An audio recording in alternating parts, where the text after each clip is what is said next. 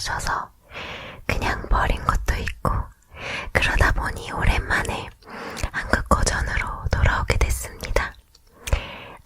저는 고전 읽는 거 되게 좋아하거든요.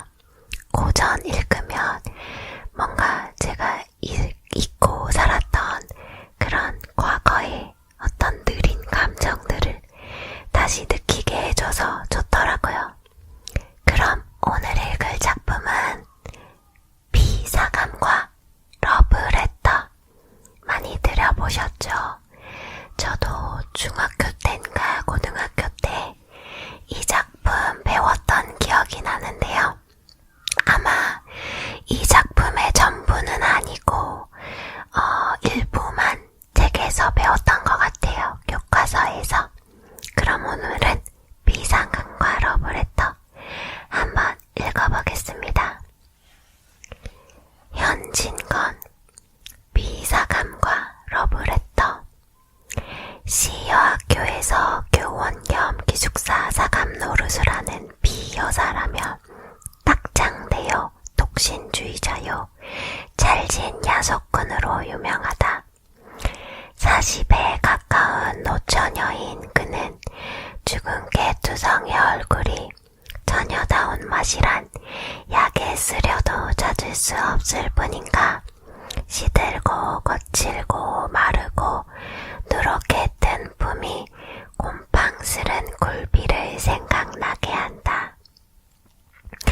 여러 겹 주름이 잡힌 헐렁 벗겨진 이마라든지 숱이 적어서 법대로 쪽지거나 들어 올리지를 못하고 엉성하게 그냥 비켜 넘긴 머리, 꼬리가 뒤통수에 염소똥만하게 붙은 것이라든지 벌써 늙어가는 자취를 감출 길이 없었다. 뾰족한 입을 앙 다물고 돋보기 너머로 쌀쌀한 눈이 노릴 땐 기숙생들이 오싹하고 몸서리를 지리만큼 그는 엄격하고 매서웠다. 이 비여사가 직업을 하다시피 싫어하고 미워하는 것은 소위 러브레터였다. 여학교 기숙사라면 의뢰이 그런 편지가 많이 오는 것이지만 학교로도 유명하고 또 아름다운 여학생이 많은 탓인지 모르되 하루에도 몇 장씩 죽느니 사느니 하는 사랑 타령이 날아들어왔었다. 기숙생에게 오는 사진을 일일이 검사하는 터이니까 그따위 편지도 물론 비여사의 손에 떨어진다. 달짝지근한 사연을 보는 족족 그는 더할 수 없이 흥분되어서 얼굴이 불그락부르락 변지든 손이 발발 떨리도록 성을 낸다. 아무 까닭 없이 그런 편지를 받은 학생이야말로 큰 재변이었다. 하악하기가 무섭게 그 학생은 사감실로 불리어 간다. 분해서 못 견디겠다는 사람 모양으로 새근새근하며 방안을 왔다 갔다 하던 그는 들어오는 학생을 잡아먹을 듯이 노리면서 한 걸음 두 걸음 코가 맞닿을 만큼 바싹 다가들어서 딱 마주친다. 웬 영문인지 알지 못하면서도 선생의 기색을 살피고 겁부터 집어먹은 학생은 한동안 어쩔 줄 모르다가 간신히 모기만한 소리로 저를 부르셨어요 하고 묻는다. 그래 불렀다 왜? 방문은 듯이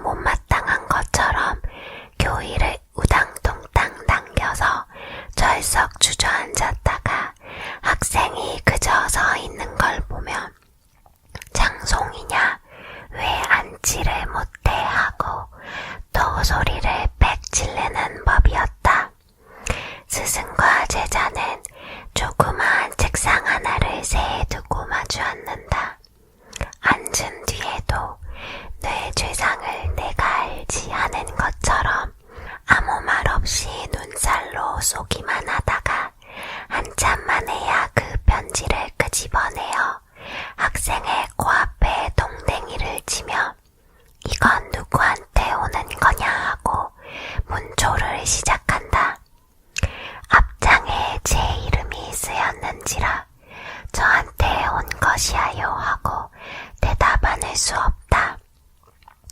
그러면 발신인이 누구인지를 재차 묻는다.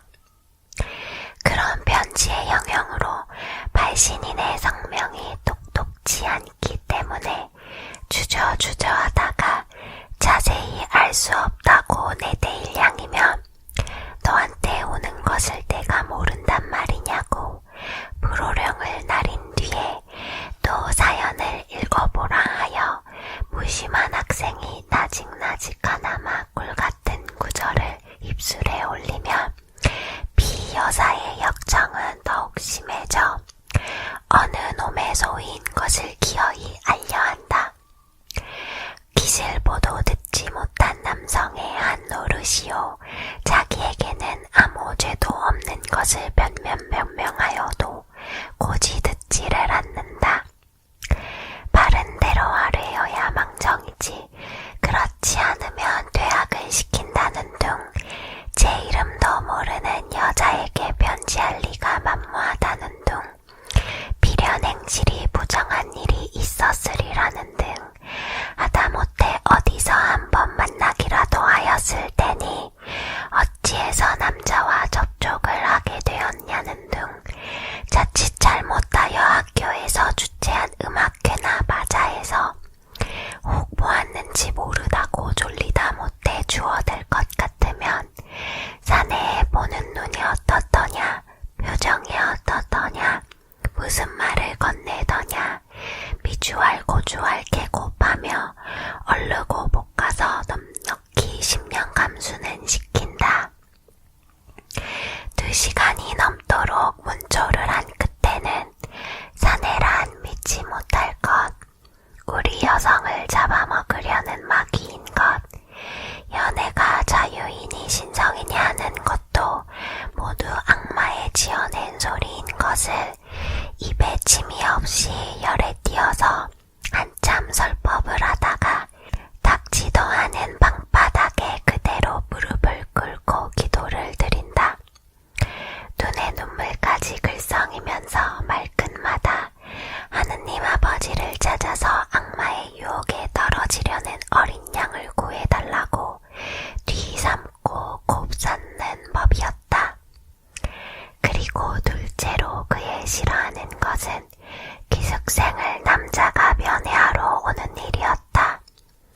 무슨 핑계를 하는지 기어이 못 보게 하고 만다.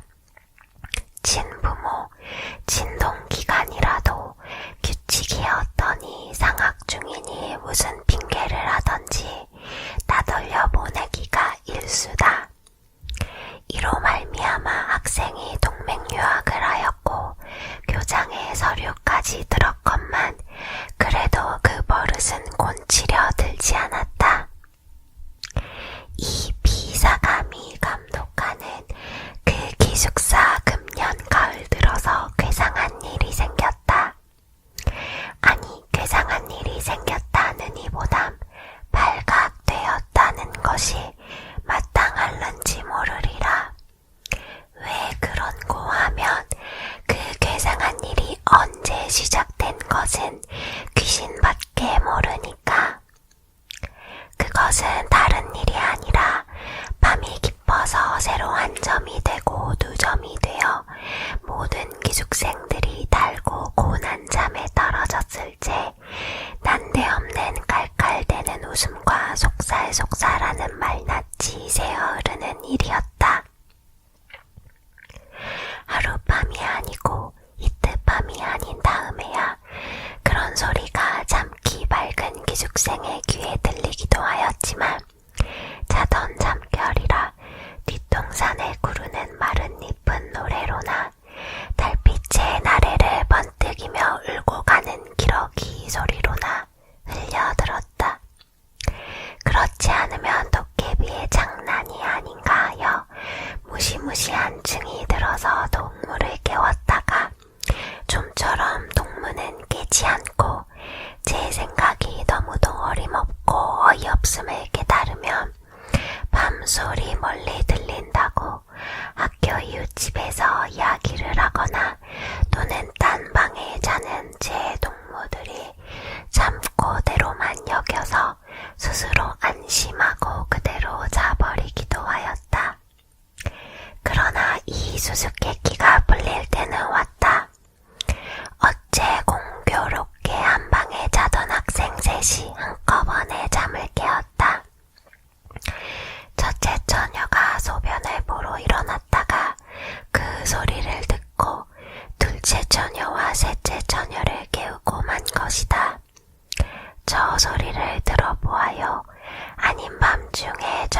무슨 소리야 하고 첫째 처녀는 호동그래진 눈에 무서워하는 빛을 띈다. 어젯밤에 나도 저 소리에 놀랬어. 도깨비가 났단 말인가 하고 둘째 처녀도 잠 오는 눈을 비비며 수상해한다. 그 중에 제일 나이 많을 뿐더러 잘랑 잘치고 짓궂은 일 잘하기로 유명한 셋째 처녀는 동무 말을 못 믿겠다는 듯이 이윽히 귀를 기울이다가 나는 수상한 걸 나도 언젠가 한번 들어본 법도 하구먼. 뭘 잠 안 오는 얘들이 이야기를 하는 게지. 이때 그 괴상한 소리는 땡땡을 웃었다. 새 처녀는 으쓱하며 귀를 소스라쳤다. 적적한 밤 가운데 다른 바동 없는 공기는 그 수상한 말라칠 곁에서 나나는 듯이 또렷또렷히 전해주었다. 오, 태훈씨 그러면 찾기 좋을까요? 간드러진 여자의 목소리다. 경숙씨가 좋으시다면 내야 얼마나 기쁘겠습니까? 오죽 경숙씨에게 바친 나의 타는 듯한 가슴을 인제야 하셨습니까? 정열에 띈 사내의 목청이 분명하다. 한동안 침묵. 이제 고만 놓아요. 키스가 너무 길지 않아요. 행이 넘이 보면 어떡해요? 아양 떠는 여자 말씨. 길수록 더욱 좋지 않아요. 나는 내 목숨이 그늘질 때까지 키스를 하여도 길다고는 못하겠습니다. 그래도 짧은 것을 안 하겠습니다.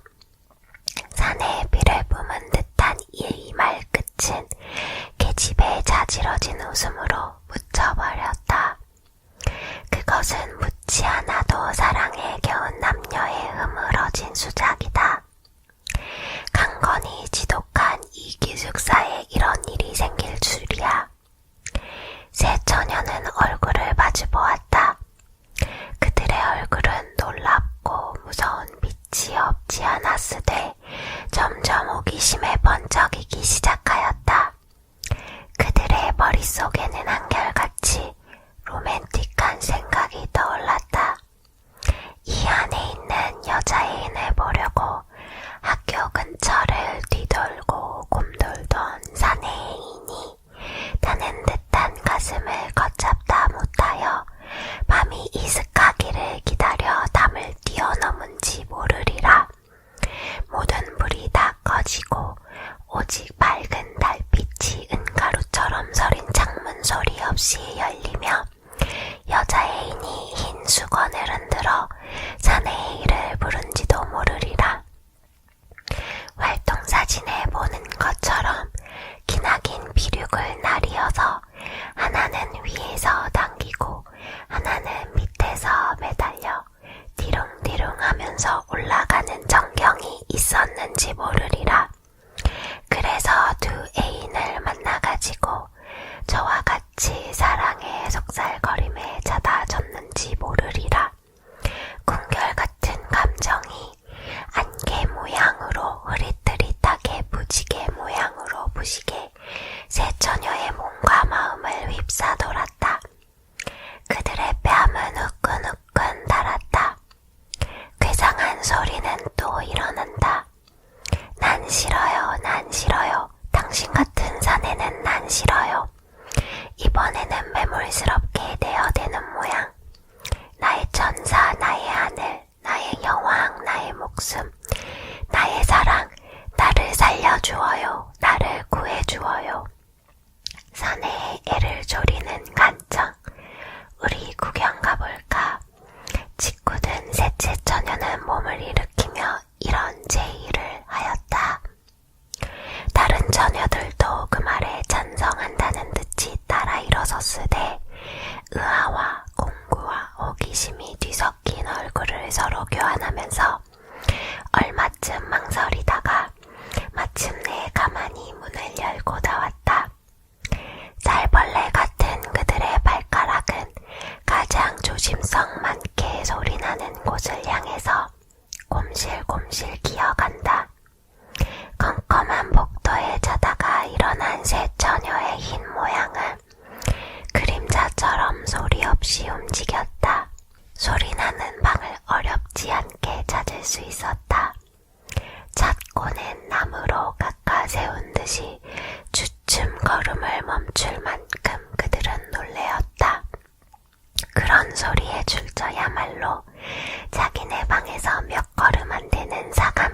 줄이야.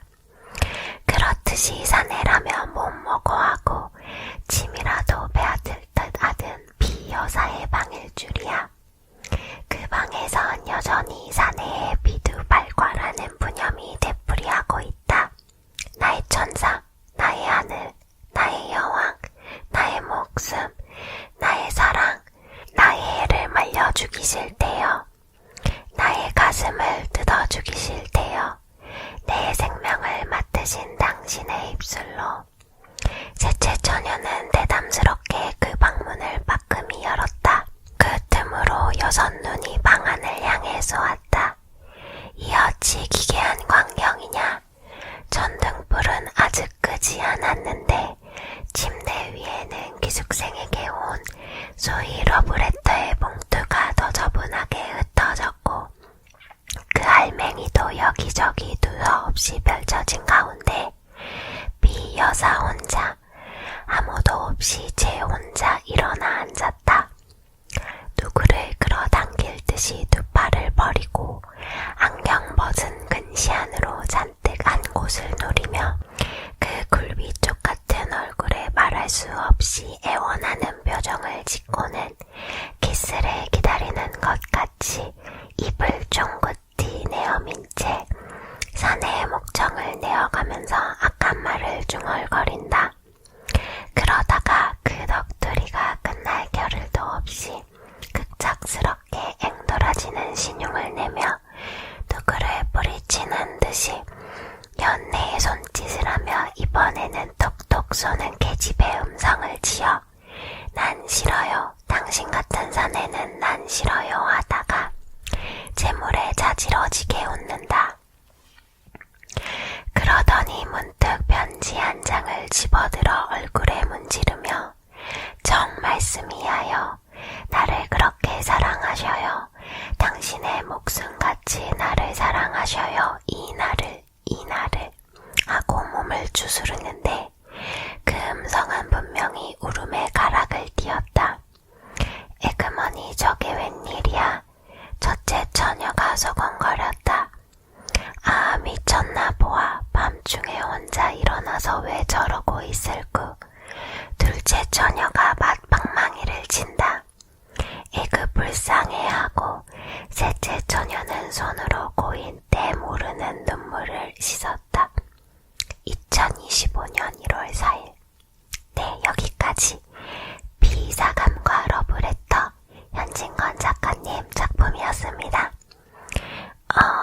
맨 처음에 읽었을 당시에는 잘 몰랐는데 성인이 돼서 읽어보니까 마지막에 셋째 처녀가 손으로 고인 때 모르는 눈물을 씻었다라는 멘트가 있잖아요.